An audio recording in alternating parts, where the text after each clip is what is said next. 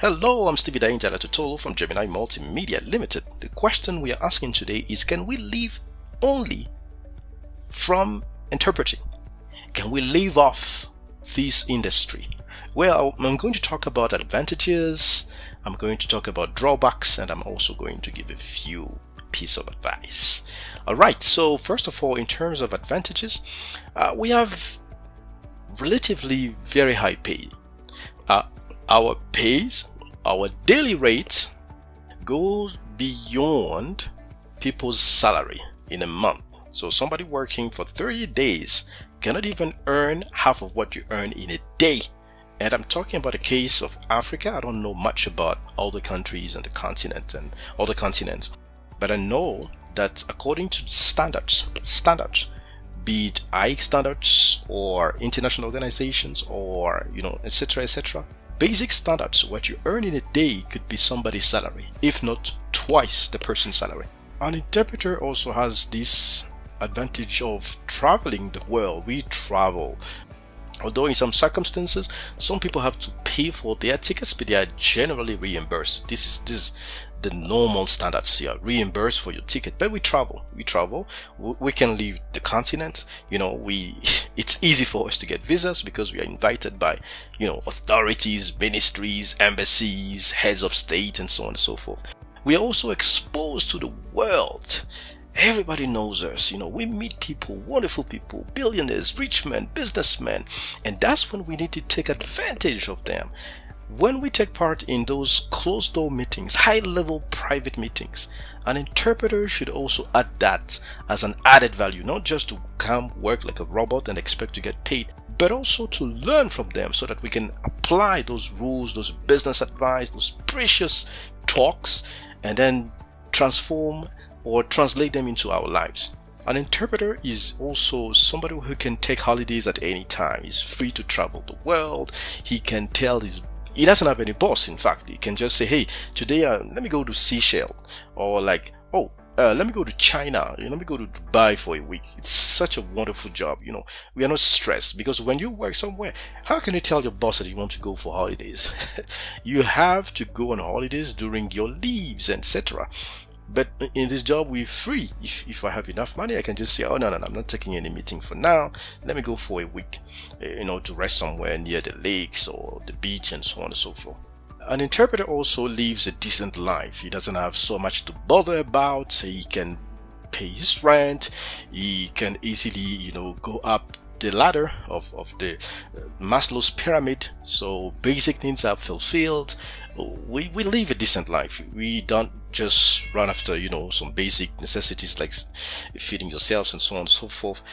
Interpreters can also subscribe or can also get insurance policies for in case of disease, death, and so on and so forth, for real estate and so on and so forth. It's possible. There's a lot of private insurers that can give that to us. In terms of drawbacks, this work is hyper stressing. We have clients who are not good at preparing meetings. We have clients who are not good at paying us on time. Some clients can pay you after a year, 2 years. I know people who were paid 4 years later. Some people were never paid, and there's nothing you can do. Because if you want to take a lawyer, if you want to sue the clients, you are going to spend millions of CFA, thousands of dollars just to get lawyers and so on and so forth. It's crazy. It's crazy. There are clients who don't respect the rules. They don't. And then you can live a stressful life. There's no salary guarantee in this job. The job is crazy. There's no end month pay. So if you don't have any meeting, you won't feed yourself. Unless maybe your wife works or your wife has a basic job, and it's crazy. There are so many interpreters, sometimes when there are no meetings, they go back to teaching. They go back to cooking if they are chefs. They go back to driving, or they go back to tour guides, stuff like that, just to make ends meet. It's crazy. There's no retirement guarantees. There's no retirement guarantee. We can have pension funds. At AIC we have pension funds where you can contribute to pay a premium and all the ways. But when you leave the present moment as an interpreter, life is so good, it's so beautiful. You don't think of retiring. You don't think that you get old. It's crazy. I seem maybe harsh, but that's the reality. I'm just telling you what's happening. An interpreter also is They are masters in debts. They have so much, they always owe. Once they get paid, they have to pay back, and then they get another loan, they get paid, they pay back. And those loans are basically just for surviving, for living. It's crazy. It's crazy. This beautiful is not, this job is not a paradise. Be careful. So we can also have a lot of hate. We have a lot of hatred from society, from friends. People envy us. Some clients envy us. Some clients, officers in some organization hate us when we give them the invoice. They're like, how the hell? In 2 days you get all that? Why? Especially the accountants. They hate us. Why do you get all that money? Because he knows it's 4 times his pay. 6 months of his pay. And it's crazy. It's like, how can he get that money? It's crazy. An interpreter also has so much in terms of bills, so much to pay because of our lifestyle, their rents, your fuels, the car, the repair, and it's crazy. The grandpa, the grandmas, the uncles, the sister, the cousin who goes to school, because we show them, but we are rich, we are always traveling, meeting the president, seeing ministers. And that's what people think. They think we are super rich. And interpreting is a risky job because the moment your health is jeopardized, you are dead. D-E-A-D. D-E-A-D. You can't do anything because you can't sit, you can't talk. If you have a serious accident, severe accident, broken limbs and stuff like that, if you're paralyzed, that's it. It's the end of your journey. You can't do anything. Now you'll be looking for help from your church, your parents, your folks. So our health is capital. It's crucial. We always need to be healthy, fit, to come here and to speak the whole day with a colleague.